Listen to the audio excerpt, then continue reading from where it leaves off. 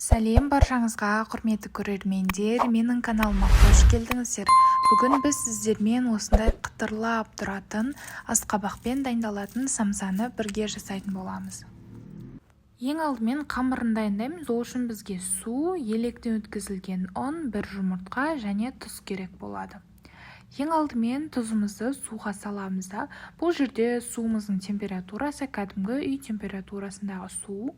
Жақсылап тұзымыз ерігенше араластырып аламыз. Содан соң суымызды ұнның үстіне құямыз да, оның үстіне жұмыртқаны жарып салып, жақсылап тұрып араластырып аламыз. Осылай араластыру барысында осындай күрекшенің көмегімен жақсылап барлығының басын біріктіріп қамырға айналдырамыз. Содан соң қолымызбен жақсылап тұрып қамыр шығарамыз. Бізде өте қатты емес, орташа қаттылықта қамыр шығады. Осындай болып шығу керек. Содан соң оны осындай пищевой пленканың көмегімен орап қойсаңыздар болады. Жұмсарып және қамыр, су барлығы бірігіп жұмсару үшін.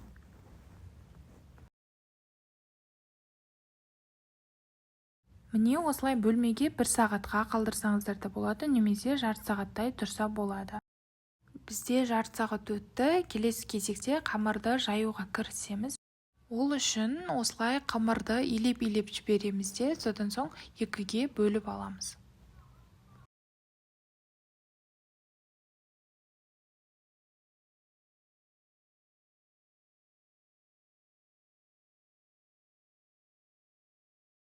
Міне осындай менде 2 дөңгелек қамыр пайда болды.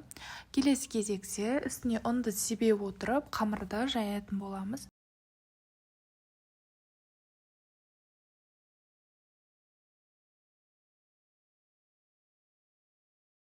Және бұл жерде айта кететін жайт, қамырды екеуін кезектестіріп жайсаңыздар болады, 2 қамырды.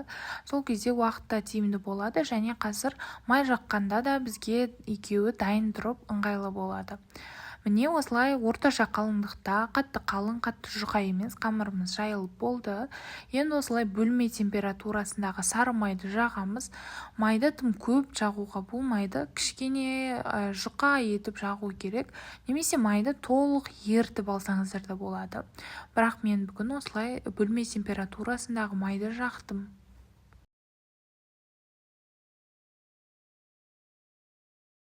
Міне біз қамырымыздың барлығына майды жағып алдық. Енді келесі кезекте ең шетінен бастап осылай жіңішкелеп қамырды орап шығатын боламыз. Міндетті түрде осылай жіңішкелеп бастап ораңыздар.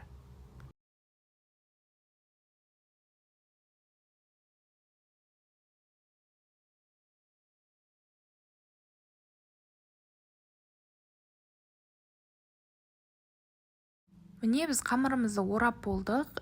Келесі кезекте осылай видеодағыдай етіп жасап шығыңыздар. Сол кезде май бір-біріне жабысып, жақсы болып тұрады. Осылай жасап аламыз. Содан соң қамырымызды осылай целлофанға ораймыз да тоңазытқышқа 1-2 сағатқа жібереміз. Енді ол қамыр тоңазытқышта тұрғанға дейін біз салмасын дайындаймыз. Ол үшін бізге асқабақ, пияз және дәміне қарай тұз, бұрыш керек болады. Бұл жерде біз ең алдымен асқабақты турап аламыз, яғни майдалап, кубиктап турап шығамыз. Бұл жердегі самсаның құрамына әртүрлі салманы салсаңыздар болады. Өздеріңізге қандай не қосып жасаса ұнайды, соны қосып жасай беріңіздер. Осы күз айында асқабақпен самса жасасаңыздар өте дәмді болады, яғни асқабақтың нағыз пісетін кезі өте дәмді болып шығады.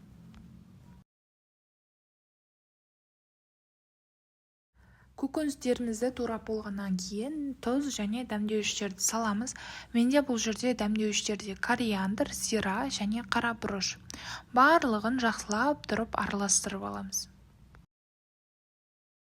Міне осымен самсаның салмасы дайын. Келесі кезекте жаңағы тоңазытқыштан қамырымызды аламыз да, жақсылап тұрып оны майда-майда бөліктерге бөліп, дөңгелектеп кесіп шығамыз.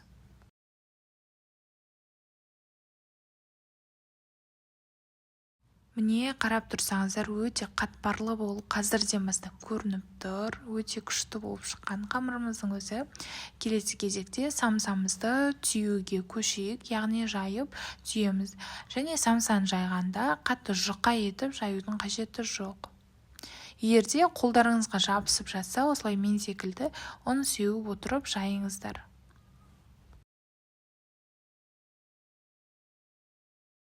Самсаға әртүрлі форманы берсеңіздер болады. Мысалы, мен бұл жерде тамшы пішіндес, яғни орысша айтқанда капля самса дайындадым.